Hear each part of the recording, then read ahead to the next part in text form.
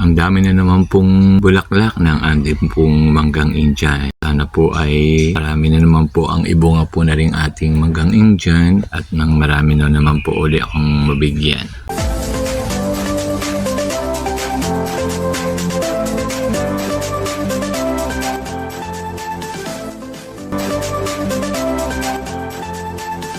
Hello po, magandang buhay po. Dili po ako sa garden. Mamaya po ay kukuha po ako ng gulay na sayote. Ako po ay maggugulay, magbubulang lang. Pag wala pong papaya, sayote po ang aking kinukuha.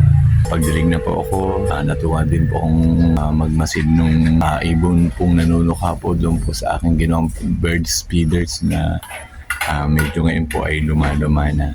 May video po ako noon nung ginawa ko pong bird feeders. Nakakaaliw din po pag namamahinga ka ay nakakita ka ng ibon na natuka ng iyong mga nilagay na mga pagkain.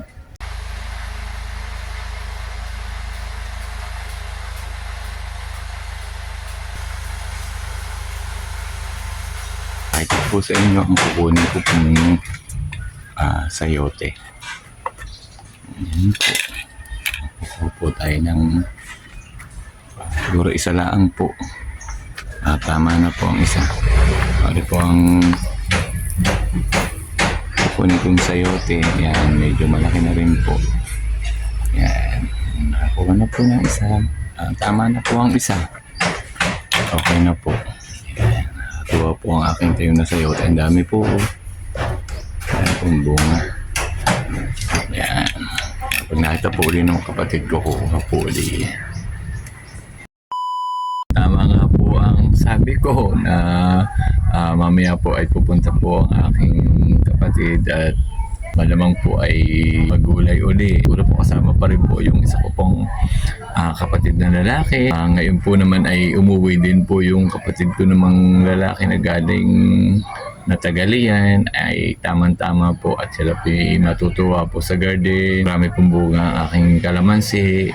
Marami rin pong bunga ang sayote kaya po malaya po silang makakakuha. Kaya po nakakatuwa din nga po pag ganun. Marami pong makikinabang sa iyong tanim. Minsan naman po ang ginagawa po pagka po may mga nakikita silang halaman na gusto din nila ay binibigay sa akin at ipinatatanim para nga naman dahil mas madali daw po kumakabuhay ng halaman. Mamaya-maya po magdadatingan na rin po yun at talaga siguro nga po ay kasi po masarap po ngayong magulay ng mga sayote ng bulanglang, ng ginisa. Marami po kasi pwedeng gawing luto sa sayote. Naman po ay nakakuha na at yun po ay mamaya-maya po ay akin din po lulutuin. Pero simple lang po ang gagawin kong luto sa sayote. Hintayin ko na lamang po ang pagdating nila at yun naman po ay maya-maya po ay magdadatingan na. Ayan, abay, namuti na ang aking mga tatlong kapatid at kasamang asawa. Sige, hila. Ayaw, napakatayaw. Yun, kuya, ang ate, si Utoy, ang asawa, nangunguha ng kalamansi. Sige.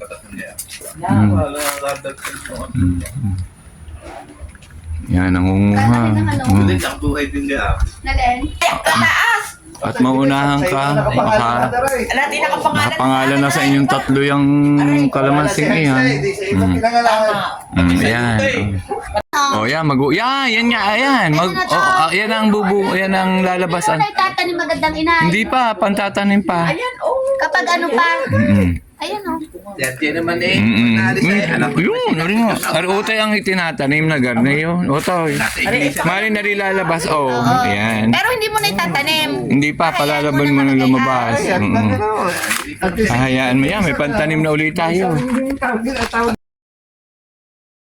Tamang-tama din naman po ang dating po ng kapatid kong galing diyan na malaki po ang katawan at yun po ay nakita ko pong may pwede na naman pong ma-harvest pong saging ay patitiba ko po sa kanya at nang may mapapahinog na po ulit. Nakakatuwa din nga po pag may mga tanim po talagang saging. Malimit pong nakaka-harvest ng saging din po sa aking garden kasi nga po siguro mga ilan din pong puno yun, siguro mga 8 puno din po yun at bawat area po ng tanim kong saging may mga bunga po. Kaya po halininan po sila. Kaya po sumalaan po ay medyo hindi ko po kaya pag ako po ang titiba. Kaya nga po naghihintay po ako ng makakatulong pag ako po ay may kukunin ng saging. Kaya mamaya po titiba ko po sa kapatid kong lalaki. Naka-harvest na naman po ng saging din po sa garden. Kita po namin medyo magulang-gulang na, pwede na pong pahinugin, kaya po kinuha na po ng kapatid ko. Kapanguha na po tayo ng saging, ito pa po ang tira na medyo maliliit pa naman po, kaya hindi ko pa po i-harvest. Nakapag-harvest na po kanina nung isang buwig, marami-rami na rin po yun. Ito pa po yung isa pa po na saging, maliliit pa po. Kaya po din po pagkakakuha po ng saging ay may makukuha na po uli. Pag mga ilang linggo po ay may ma-harvest na po uli. Kaya po ayos din nga po pag may tanim ka pong saging. Yung isa pong kinuha kong sayote ay akin pong lulutuin. Kasama po nung corned beef para po madagdagan pa rin po ng pang-ulam namin ng mami. May isa rin pong itlog na aking ipiprito. Ayan, so simple po ang aming pang-ulam ngayong araw na ito. Sayote po galing po dun sa aking garden. Kaya po nakakatuwa, may pakinabang po talaga. Nakakatuwa na din po at ngayon pong magsa-summer na ay makita ko pong ang dami pong bulaklak po ng aking Indian na mango po. Pakita ko po sa inyo mamaya, hindi ko lang po masyadong mabidyohan. Mamaya po, video ko po ang bulaklak po ng aking Indian mango na soon po ay kaka-harvest na din po ako. Sana po ay marami din po ang maging bunga niya. Pag po maraming bunga, marami din po ang nabibigyan. Kaya po, nakakatuwa din po ang may tanim po na ganitong puno. Indian po. Puno po ng Indian. At ganito pong tag-init. Ito po ang uso ng manggang nalabas, ang Indian mango po.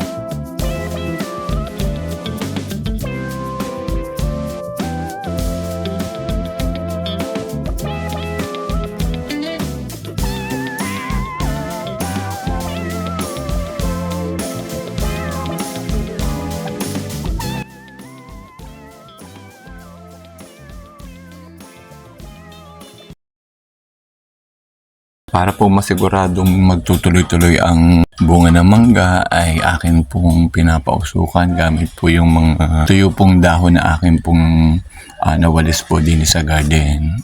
Sabi po yung daw pong ganun pamamaraan ay okay para po yung pong mga bulaklak na mangga ay hindi masira at para po magtuloy-tuloy daw po yung kanyang bunga. Para po yung mga insekto pong dumadapo po ay medyo lalayo po pag po nauusukan. Kaya po yun po ang ginagawa ko.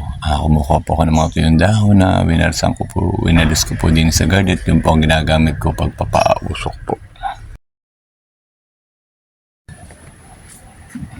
Medyo hapon na po, tapos na po akong magdilig po ng halaman. Ganito lang naman po ang ginagawa ko din sa garden. Pagka po hindi po masyadong mainit, ako po nagdidilig ng halaman. Yan, mga bagong dilig na po yung halaman. Pag naman po maaga-aga pa, nag-aayos pa rin po ng halaman. Yun po talaga pagka tayo po maraming halaman. Marami rin po tayong tatrabahuhin, marami rin po tayong didiligan. Pero worth it naman po kasi nga po ang ating po mga itinanim pong halaman ay napapakinabangan. Nakakatuwa din po pagka tayo po ay may tanim pong kapakipakinabang pong halaman. Kaya po kanina, hindi ko na lang po na-videohan ay may bumili po ng halaman. Nakapagbili po kahit po bali dalaw po yun na 50 pesos. So, 100 pesos na po tayo. Kaya po, malaki po talagang pakinabang natin sa halaman. Kahit po pagod ay okay lang po. So maraming po uling salamat sa inyo pong panonood po sa akin pong simple pong mga video. Sana po ay hindi po kayo magsasawa sa mga sumusuporta po sa akin, sa akin pong mga nagsusubscribe po. Ang dami pong mga nagsusubscribe po na hindi ko po kilala, kaya po nakakatuwa. Pag po pala kayo nag-YouTube o humingi ng suporta ay talagang magugulat po kayo. May mga talaga pong hindi po pwedeng asahan. Pero marami naman pong mga hindi po kilalang tao ang mas nasuporta po. Pero okay lang po yun. Yun po talaga. Kaya nga po dito po sa pag-YouTube, marami pong bagay akong natutunan na hindi nga po sa dami ng kakilala mo. Ayun nga po mga kakilala mo, minsan hindi pa nga po nasuporta sa iyo. Pero okay lang po yan. Wala po tayong magagawa. Basta ang mahalaga po sa akin, ini-enjoy ko po ang pagbibideo. Naaliw po ako sa mga pinagagawa ko sa garden. Okay na po yun. So maraming pong salamat. Hanggang sa muli po. Bye-bye po.